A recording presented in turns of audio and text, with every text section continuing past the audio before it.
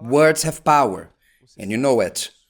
Have you ever noticed how a word can change your mood and that of the person listening to you, for better or worse?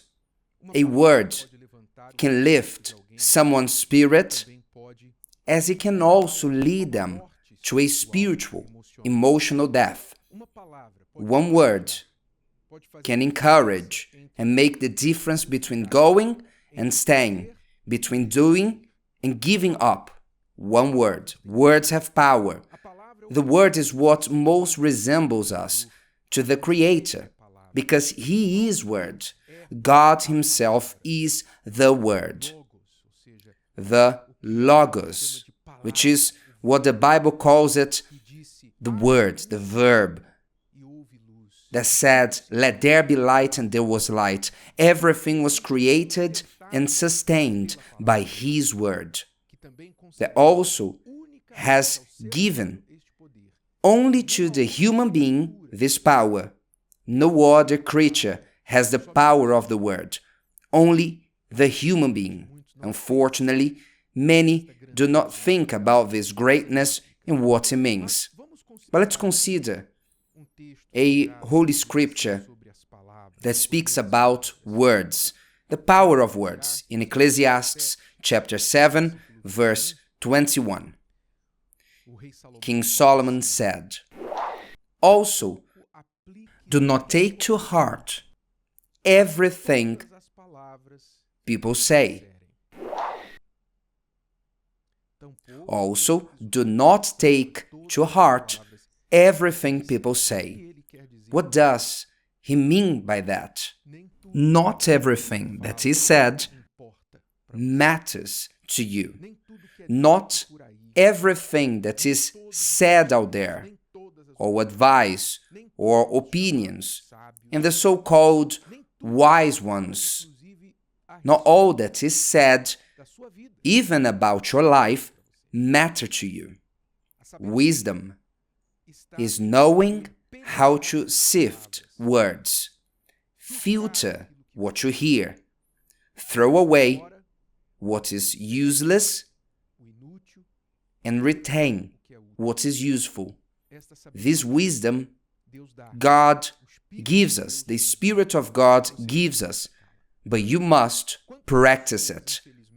Many, unfortunately, live depressed and even stuck in time, 1 year ago, 10 years ago, in their childhood, when someone said a word to them, a word that marked them, that hurt them, a word to humiliate them, to belittle them, to insult, and the person kept that word. And until today, they are brewing a grudge or questioning themselves because of what they've heard. Maybe your mother told you, "Your hair is horrible. Fix this hair."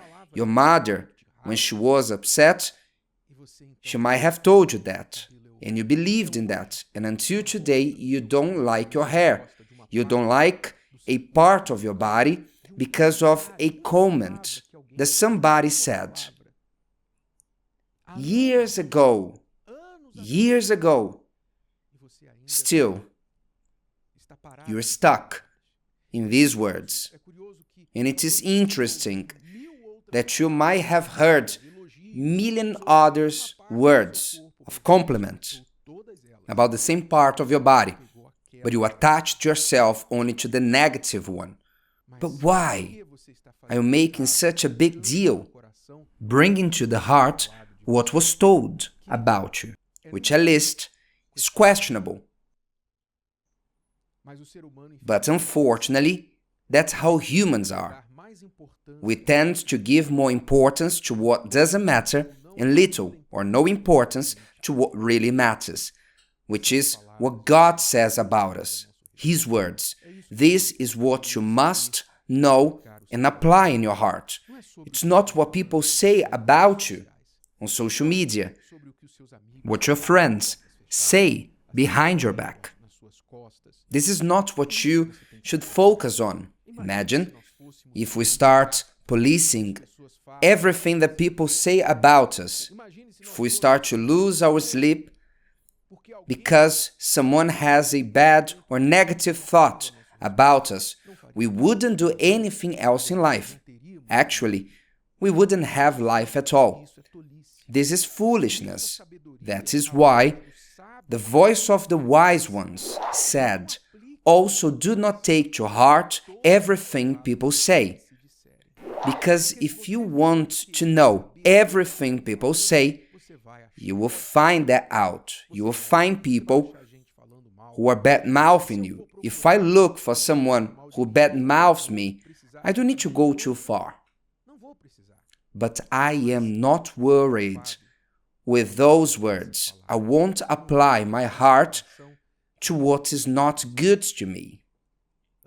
We have the intelligence given by God to apply our hearts to the words that build us, words that edify us.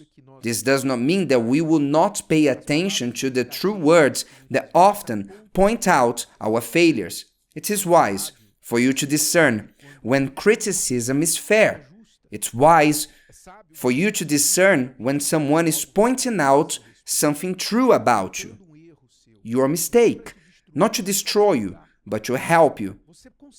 But if you are rational and not emotional when listening to words, if you're not defensive when someone criticizes you, you will be able to discern if someone is saying something to help you, although it is hard to hear, or if they are just saying something to belittle you, to diminish you. You must have this wisdom. Although it is hard to hear about you, you have to have the humility to consider it in your heart and say it's true. So and so said, I am proud. And that's true. Before they saying that, I already thought about it. Before they saying it, I suspected it. Now that they said, I'm certain of it. This humility is needed. This wisdom is necessary when a truth that hurts you, it's necessary for you to feel this pain and to thank, because not everyone, precisely because people don't receive it well, a criticism or correction, not everyone has the courage to correct someone for their own good. But when someone was courageous enough to exhort you, to correct you, and to tell you, it's not like that, what you did was not good. When someone is courageous enough, your reaction should be of thanking the person and say, thank you, I'm sorry that I caused this discomfort, that I disappointed you, and thank you for saying that. I will reflect about it, and I will apply my heart upon that, and I will change where I need to change. This is what must happen. This is wisdom. But what is not good, you must throw it away. In addition, you don't need to know everything that happens in the world, and to be scrolling through social media, through infinite screens, and to think or to know about what was said, what is happening, the news, and to think that you can be aware of everything. It is not possible. Back in the days, we used to have 1 or 2, maybe 3 TV channels repeating the very same news every day. We could even memorize the programs. We could even memorize it. But today, we cannot keep up with the flood of information and news there is in this world. This is recipe for anxiety, racing thoughts, poor sleep. It is a recipe for you not to have focus or concentration on anything good. It's a waste of time. So, as it's written, also do not take to heart everything people say. It also applies that you don't need to know everything that they say out there, all news, on social media, news channels. This is new, release of this or that. You don't need to know all that. You only need what is useful for you. What is useful for me? What is helpful? Be very selective. Sift very well what you will ponder, consider, and bring to your life. Otherwise, you will be bad in your mind and your life will go nowhere. Think about it and keep your heart only on what is useful. If today's video helped you and you know someone that could benefit from it, share it with them, and if you haven't subscribed to the channel, you may do so now. See you later.